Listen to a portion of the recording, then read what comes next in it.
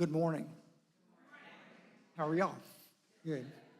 Welcome to this Unitarian Universalist Church, which includes our congregations here in Birmingham and Tuscaloosa and our folks online. Whoever you are, whomever you love, wherever you are today, and wherever you are on your spiritual journey, you are welcome here. To all who are here this morning, welcome home.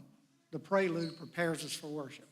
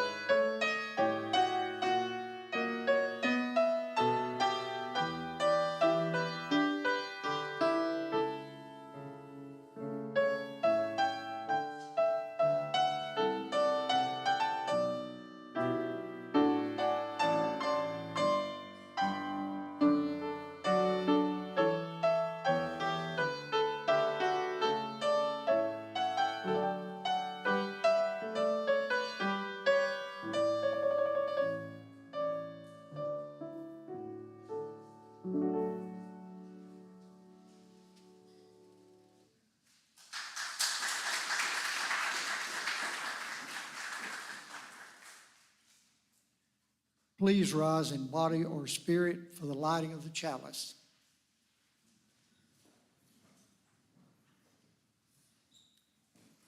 May we be reminded here of our highest aspirations and inspired to bring our gifts of love and service to the altar of humanity. May we know once again that we are not isolated beings, but connected in mystery and miracle to the universe, to this community, and to each other.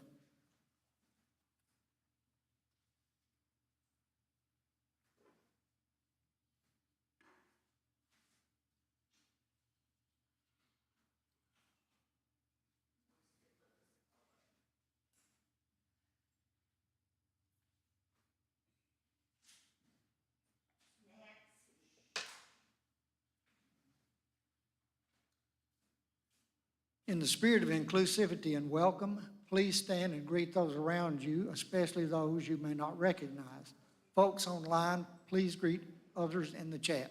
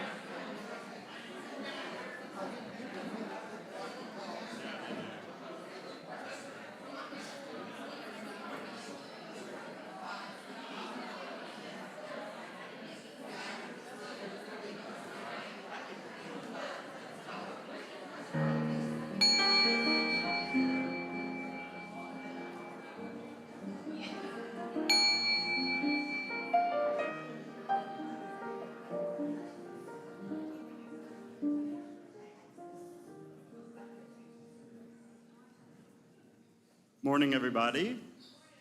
My name is Jamison Hughes. I'm in the choir. This is Phil Vanderkamp.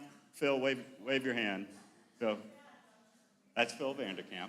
We're going to lead this hymn. So it's 188 in the hard hymnal, and the words will be on the screen. And it's a round. We've done this before. So we'll all sing it together the first time through. And then these two sections will sing with me. And those two sections will sing with Phil. So just follow us as we go through.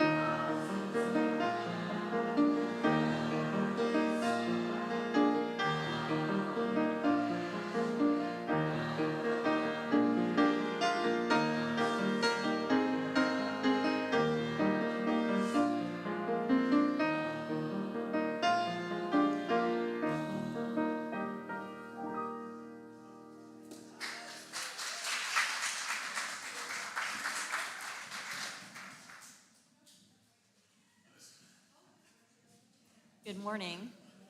I'm Lisa Borden, a member of the Justice Committee. When H.R. 1, the big ugly bill, passed a little over a year ago, it brought a lot of dire consequences. And one of those was the devastating increase in hunger and food insecurity. Since the law's passage, more than 4 million people nationwide have lost their SNAP benefits, what we used to call food stamps, and including 1 million children, and this is just the beginning. The law cuts $187 billion from SNAP over the next several years, which is the largest cut in history. Alabama's SNAP rolls have already dropped about 40,000 people, and some other poor states have seen even higher reductions. The immediate drop in SNAP benefits was due to these new harsh work requirements that a lot of people can't meet simply because of their health, because of caretaking responsibilities, or simply because of the paperwork requirements, which are really draconian. And other eligibility changes are expected to cut at least 2 million more people from the rolls across the country. Even more people, though, are going to lose their benefits over the next several years because the law has shifted administrative costs, huge costs, to the states. Alabama has already allocated almost $40 million to SNAP, additional to SNAP next year to try to cover these costs, but it's not going to be enough. The estimated cost of these shifts to Alabama is at least $172 million, and Alabama's losses could go as high as $260 million. Alabama and many other 4 states are going to have to make very hard decisions about benefit cuts in order to shoulder these higher administrative burdens. Right now, Alabama officials are begging the federal government for a 2-year delay in the cost shifts. Mississippi has already taken money from its child care programs to try to cover these costs. So where is this money going if it no longer is being used to feed the hungry? Well, it's going to tax breaks for the wealthy, an additional $70 billion for an already overfunded ICE, and aid to farmers who've been hurt by other bad policies like tariffs. Because they have a powerful lobby and the poor do not. No one is getting rich on SNAP. The average benefit is around just over $200 a month. Even so, the USDA has canceled an annual food insecurity survey because it wants to conceal the enormity of the impact that this law is going to have. The annual farm bill, recently passed by the House, did not include any relief from these changes, but that bill failed to make it to the Senate floor last week. So it's not too late to call your senators and members of Congress and urge them to do the right thing. Tommy Tuberville is on the Agriculture Committee and has extra leverage to try to delay cost shifts to the states as part of the Farm Bill. All other members of the House and the Senate need to be pressured to delay the cost shifts now and to reverse the eligibility restrictions, cost shifts, and other cuts in the next Congress. Thank you.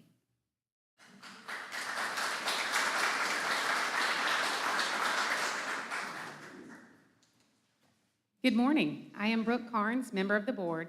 Please read the bottom of your connection card before you turn it in. Our church is supported by those who call our church home and those who support the efforts of our church to change the world for the better. If this is your first time with us, please just pass the plate. We are glad you're here. We share our cash plate every Sunday with organizations whose work reflects UU values to care for marginalized persons, advocate for real and systemic change, defend our environment, and promote justice and equity for all. Today, we are sharing our plate with the American Civil Liberties Union of Alabama, which is freedom's watchdog. We work with the courts, legislatures, and communities to defend civil liberties and civil rights guaranteed by the Constitution and the Bill of Rights. We are focused on elevating the work of the ACLU statewide, being a trusted community partner, and emerging as leading experts in our core priority areas, voting rights, gender justice, and criminal reform. We appreciate your donations either by placing them in the plate, by mailing your donation to the church, or by using PayPal, Venmo, or Zelle. More information is found in the order of service in the lower right-hand corner. Thank you for your generous support of our church and our Share the Plate recipient. May we give in love and in hope.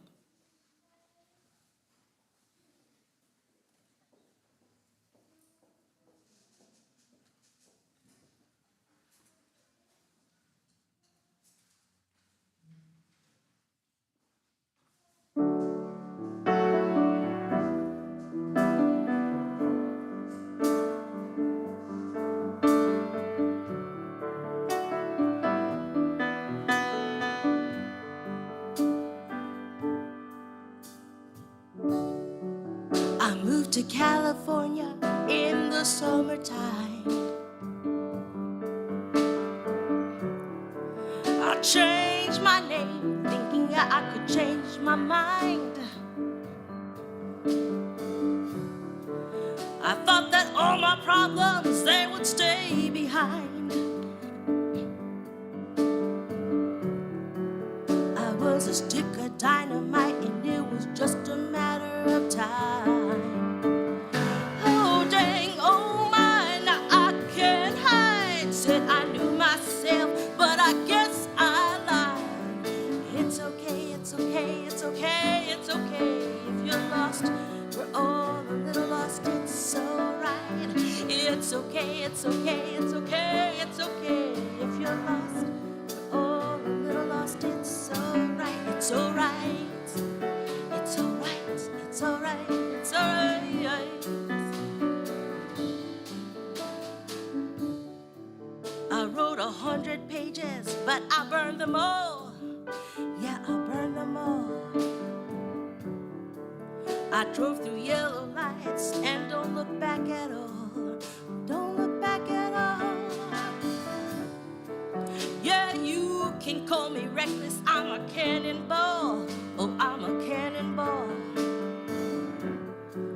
Don't know why I take the tightrope and cry when I fall.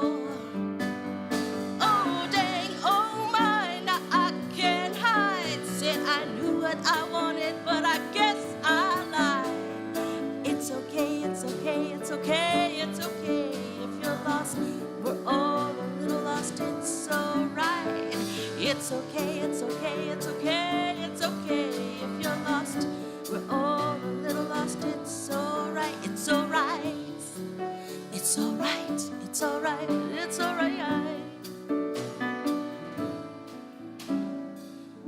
Oh, it's alright.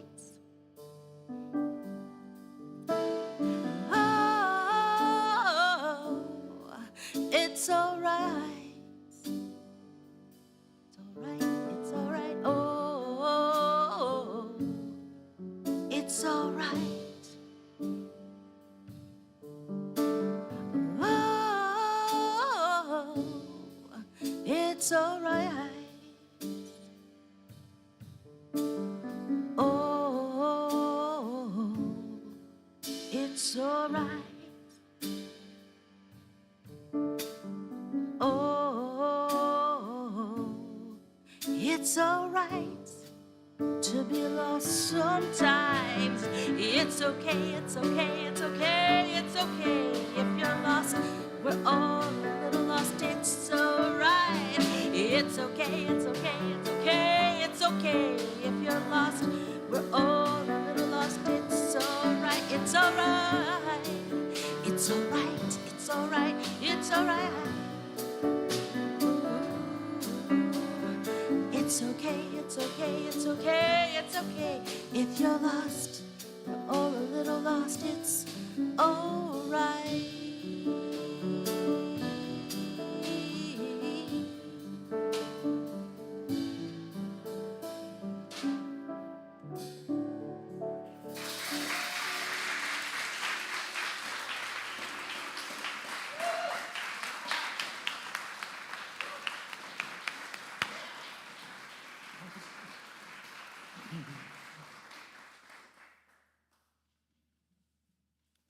Our meditation reading this morning is from William Henry Channing. To live content with small means, to seek elegance rather than luxury, and refinement rather than fashion, to be worthy, not respectable, and wealthy and rich, to study hard, think quietly, talk gently, act frankly, to bear all cheerfully, do all bravely, await occasions, hurry never, to let the spiritual, unbidden, and unconscious grow through the common. This is my symphony. Now is the time in our community when we share what we carry with us this day, joy or sorrow. For those of you online, please share yours in our online chat. And remember to hold others by placing parentheses around their name. For those of you in person today, you are now invited to come forward and drop a stone in honor or memory of what is on your heart today. Please come forward.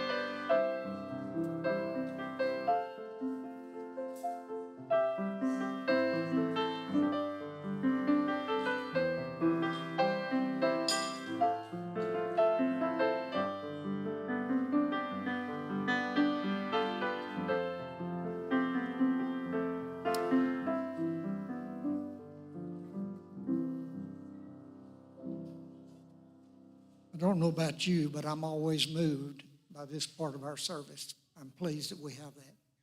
Let's take a moment of silence, please.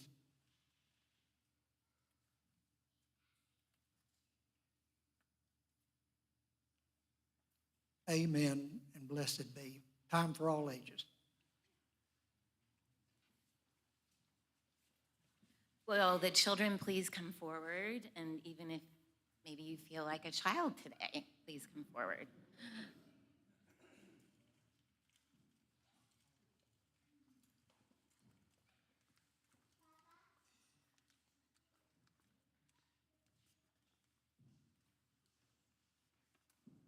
Hi, everybody. Thank you. Thanks for coming forward. So we're going to do an experiment that we've done before, and we're really good at it. So I'm hoping we're going to be really good at it today, which is, and it only works if we all do it together. And welcome. So our work is to create silence for 10 seconds. Do you think we can do it? We'll find out. Okay, so everybody, let's take a big breath in and a big breath out. And now we're going to create silence starting now.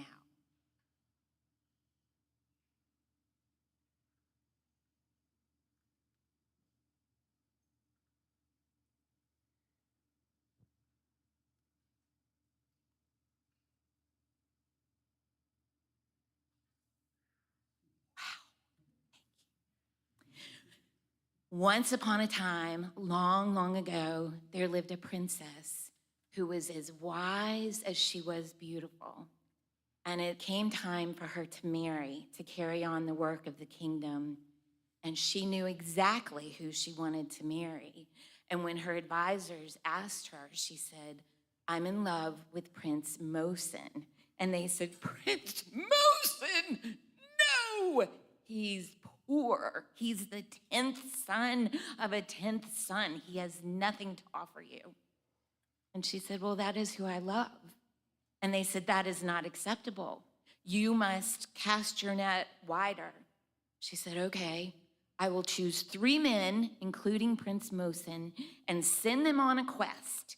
And whoever comes back with the greatest treasure, that is who I will marry." Well, Prince Mohammed, Prince Fahad, and Prince Mosen were brought to the princess. She told them they had 1 year to go out in the world and find the greatest treasure. Well, with Prince Mohammed and Prince Mosen and Prince Fahad set out on the one road, and it diverged into 3. Well, Prince Mohammed decided to go north. Prince Fahad went west, and Prince Mosen went south. And they agreed to meet 365 days later, where the road became one again.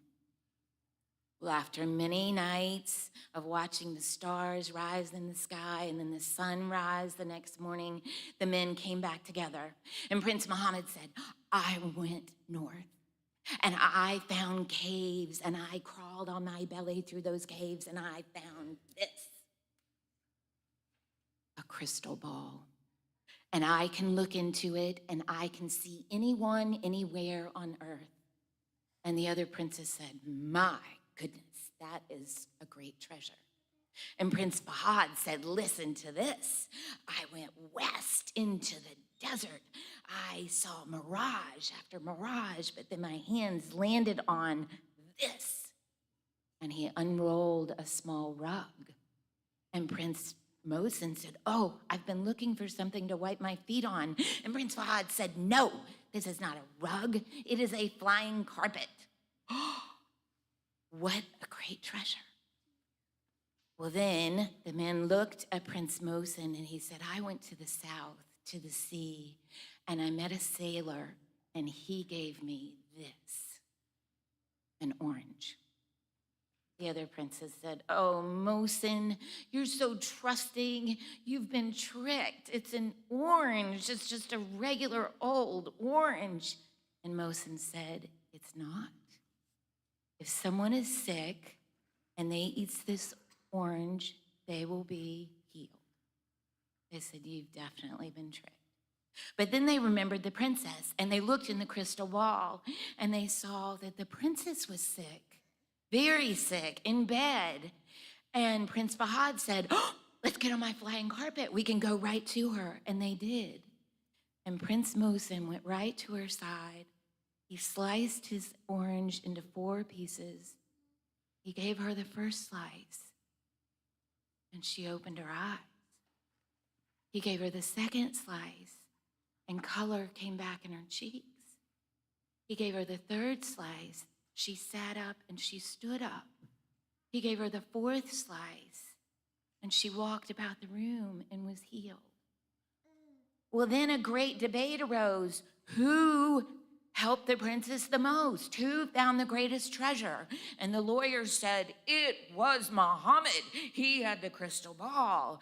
And the other accountant said, no, it was the flying carpet. But Muhammad, Mohsen, blah, blah, blah, blah.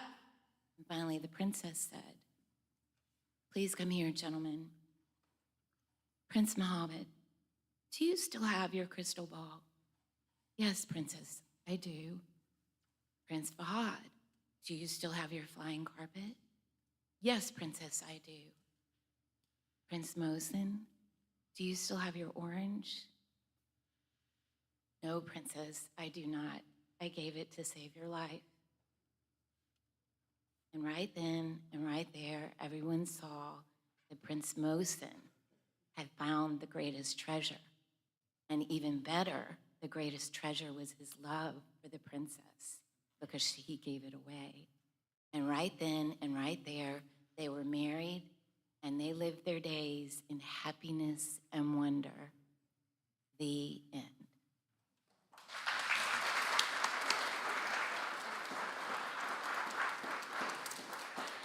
You are such good listeners.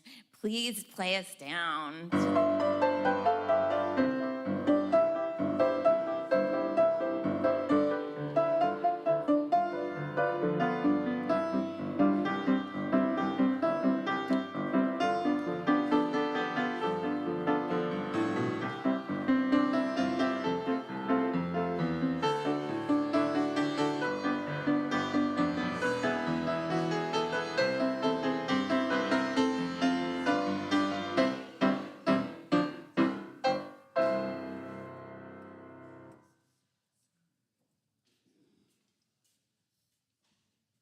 Our speaker this morning, Tina Inike, is a psychology intern with the ARC of Central Alabama, a writer, speaker, singer, poet, and longtime explorer of the spaces where psychology, spirituality, and human connection meet.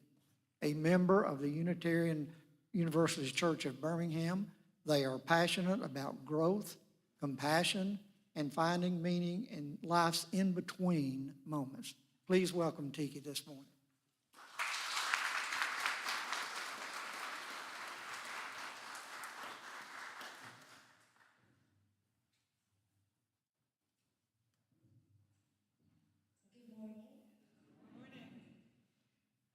Years ago, I wrote a poem called Emergence. And when I wrote those words many years ago, I thought I was writing about a butterfly. I didn't realize what I know now. Today, I believe the butterfly has something to teach all of us. We celebrate butterflies, but we rarely celebrate the chrysalis. We celebrate certainty, but most of life is lived in the spaces between. Between who we were and who we are becoming, between heartbreak and healing, between certainty and faith, between almost and enough. Those spaces are sacred. Emergence. I am but a butterfly that crept into the night. Once I was a crawly thing, now disappeared from sight.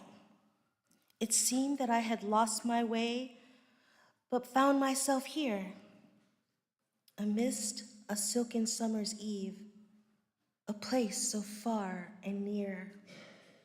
I am but a butterfly, entrapped in silken threads. As they twirled about me, nothing could be said. As each strand encased me, I yielded in such awe. A life that once was simple, to slumber now I fall. I am but a butterfly, encased in this cocoon. My time looks much more timeless, the latter far too soon. Who would have thought I'd drift away or be so far from sight? It seemed as if just yesterday came these endless nights. I am but a butterfly. I've dreamt of flight to you. However, have never flown before. And yet, I see the light. And like an itch I long to scratch, this is my ever plight. Wet wings now are gently trapped. Steadfastness may they gain. Expand to what I will become. What then should be my name? Fly I will, this butterfly. Fly, I hope, to you. See me in my truest form. May I fly to you.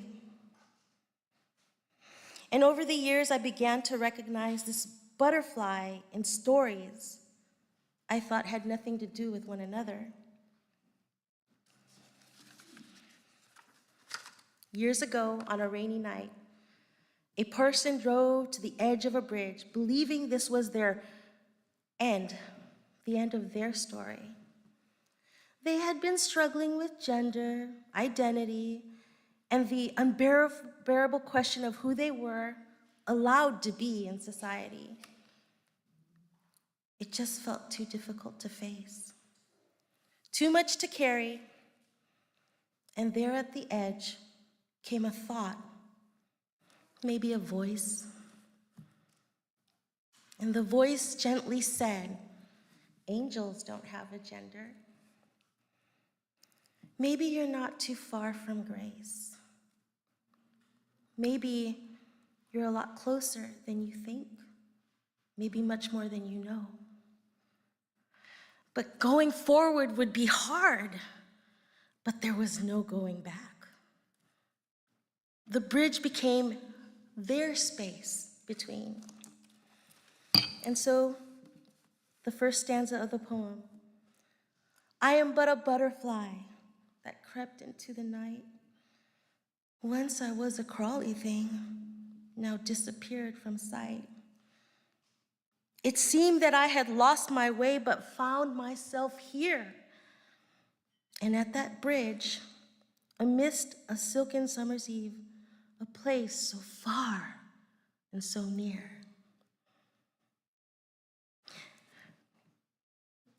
There are spaces where we are in transition, and we are at the bridge, and there's no going back, but to move forward is a lot to carry. Somewhere else, a woman went out of town and trusted a friend to watch her cat. The cat, unfortunately, was lost. The friend that was watching the cat hid the truth from the woman and did not tell her that the cat was lost.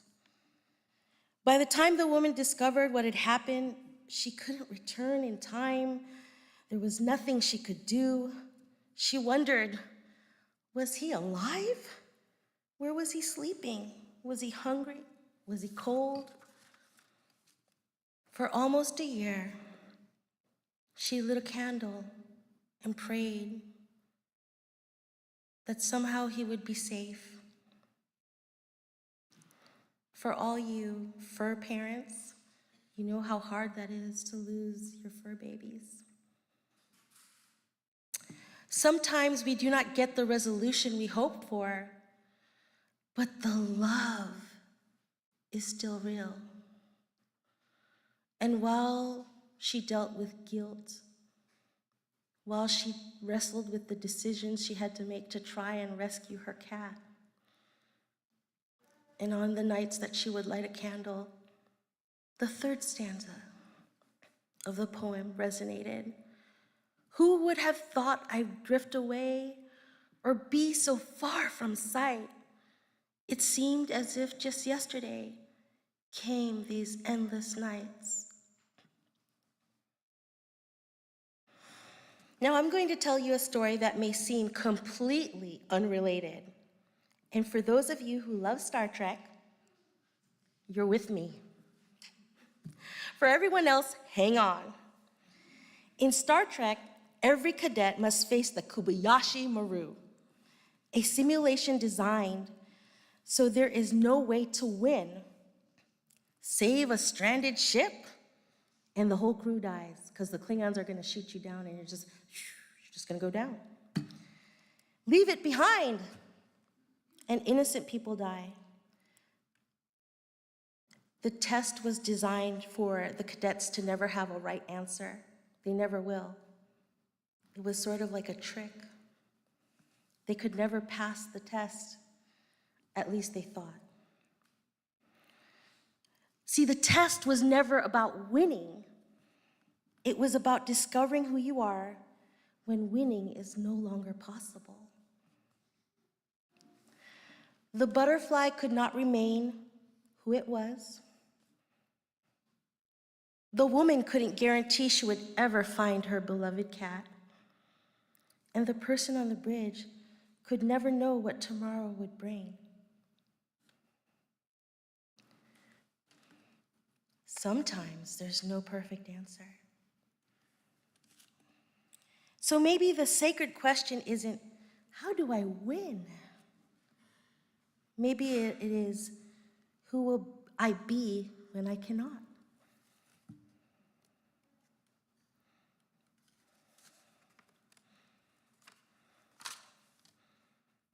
See, there's something I haven't told you. The person that stood at that bridge was me.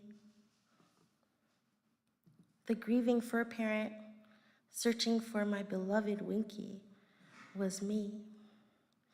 I went through a divorce, lost my marriage, and I swear I cried over that cat more than anything, more than my marriage. Like, that cat meant everything to me. These weren't stories about other people. They were my spaces between. About a year ago, I came to Birmingham thinking I had lost everything. And in many ways, I had. My marriage was over. The life I thought I would have and I built was gone. I had no idea what would come next. My ship was going down. And somewhere along the way, I decided if I'm going down with the ship, I'm going down with a bang. So I lived. I laughed, I cried, I danced, I sang, I worked toward getting my PhD. I loved beautifully. I loved imperfectly, but I loved. And I discovered something extraordinary.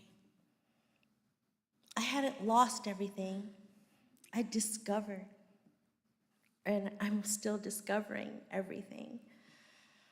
Oh, I found love in Alabama. Y'all thought it was a man or a woman. No, I found it in the trees. I found it in the ridiculous humidity. I found it in frogs that sing at night and grackles that tap on your windshield. I found it in friendships, in the people I serve. My heart still sings. I work as an intern, and I started using American Sign Language and other devices to help people that are nonverbal with disabilities. And every time I can communicate with them and their eyes light up, and it's like they're saying to me, you see me. There's something about it. I became alive. That has just been my work since I've been here in Alabama. When I can make someone that struggles with not being able to connect with others because they can't hear, when I can just connect, it just means so much to me. I can't believe how much love I have for those moments. So I fell in love with moments. And I found so many moments here to love. And I found all of you. Some of you have shared a meal with me. Some have sung with me, cried with me, laughed with me, laughed at me, watched over me. So maybe I did lose. But look what emerged. The butterfly doesn't win against the cocoon. It emerges from it. So I don't mistake those spaces between for wasted time. Grieve when you need to. Love while you're here. Laugh while you're here. Become while you're here. And when your wings are trembling and you don't know whether they'll carry you, I want you to just close your eyes. The last stanza says, "Fly, I will, this butterfly. Fly, I hope to you. See me in my truest form. May I fly to you." And I want you to think about your own journey, your cocoon, your bridge, your loss. And fly anyway. I am. And I want you to listen as you breathe. Fly with me. You can open your eyes. Thank you.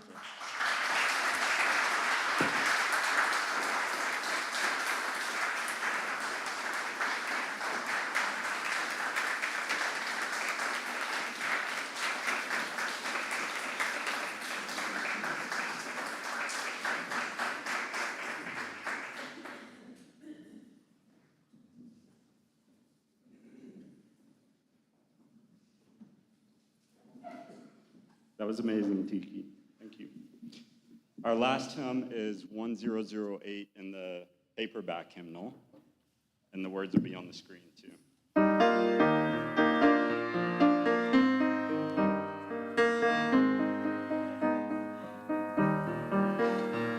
our heart is in a holy place, when our heart is in a holy place, we are blessed with love and amazing grace. When our heart is in a holy place, when we trust the wisdom in each of us,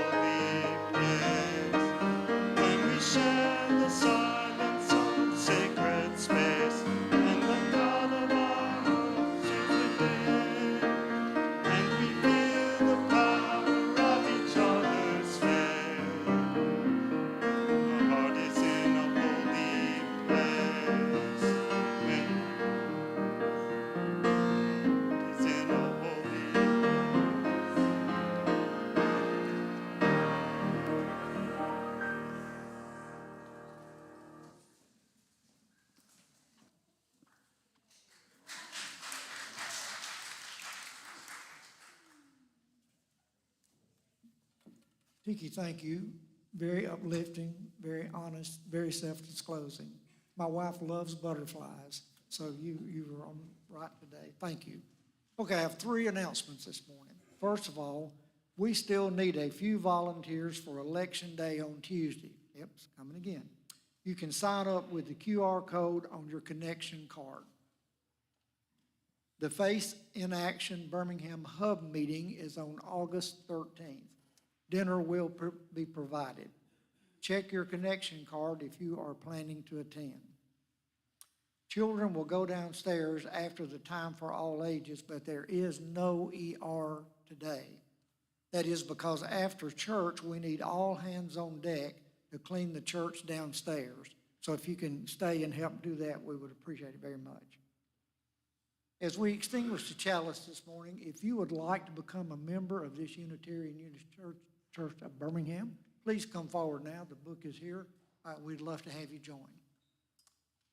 In honor of the legacy of our ancestors, let us carry the flame forward as we extinguish the chalice with these closing words. In the quietness of this place, surrounded by the all-pervading presence of the holy, my heart whispers, keep fresh before me the moments of my high resolve, that in good times or in tempest, I may not forget that to which my life is committed. Keep fresh before me the moments of my high resolve.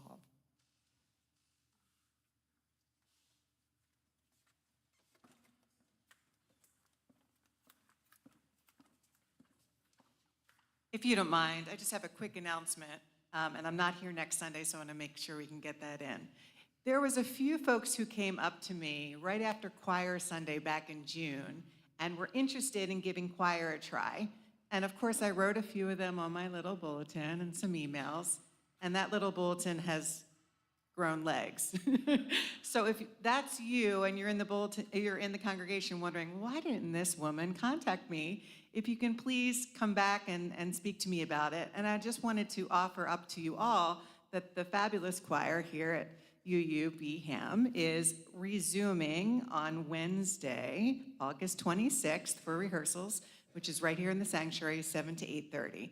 And then just one other thing, I just wanted to mention that you're all certainly invited to the memorial service for Michael's mother, my mother-in-law Barbara, on Monday night, August 24th, starting at 6 p.m. Thank you so much. Here we go, guys. Let's do it.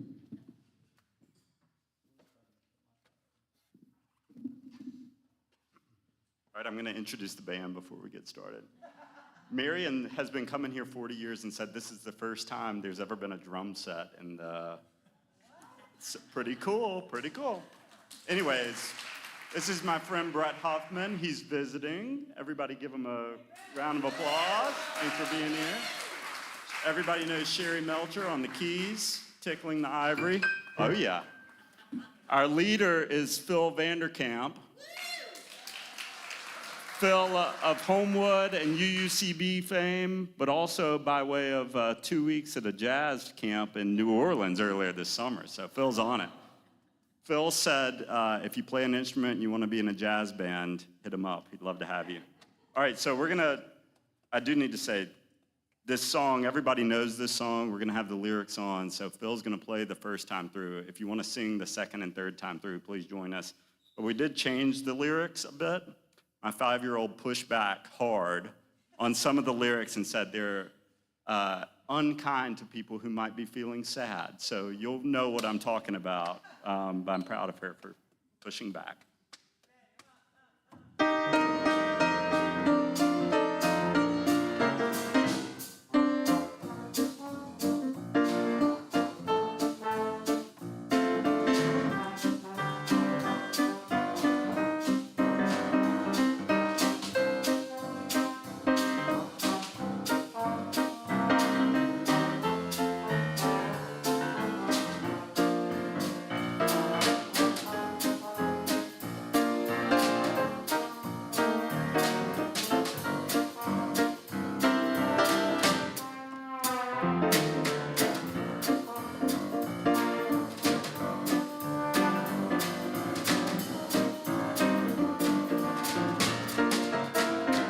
When you're smiling, when you're smiling, the whole world smiles with you.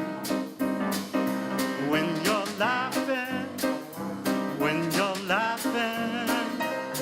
the sun comes shining through. Now when you're crying, just don't fight the tears, they cause your sadness and also your fears. Now keep on smiling, cause when you're smiling, the whole world smiles with you. When you're smiling, the whole world smiles with you. When you're laughing, the sun comes shining through. Now when you're crying, just don't fight the tears, they cleanse your sadness and also your fears. Now keep on smiling, cause when you're smiling, baby, the whole world smiles with you. Keep on smiling, cause when you're smiling, the whole world smiles with you.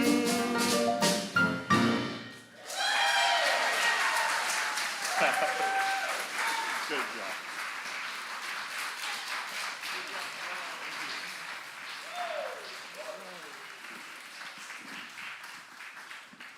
Wow, feel like I've been on Bourbon Street. All right. Thank you.